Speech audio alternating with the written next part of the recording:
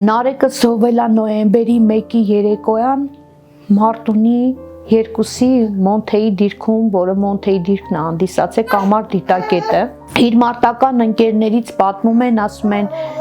ինքը իր 12 հոգանոց ընկերներին ջոկատին վերցրեց, իր վերջին բառերն ա եղել, տղեկ դուխով ամեն ինչ լավ ա լինելու, ասում ա զենքը ձեռքին, այդպես վազելով դեպի բարձունքը գնաց։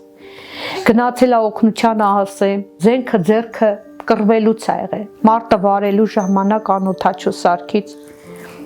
տղաները սկզբից բոլորը վիրավոր են եղել, հիմնարեկն էլ ա վիրավոր եղել, եթե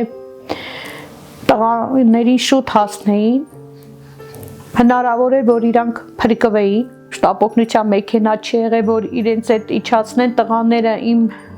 Նարեկիս եւ մնացած իր զոհված ընկերներին մի ծառի տակ հնապարկի մեջ դրել են եւ ծածկել են։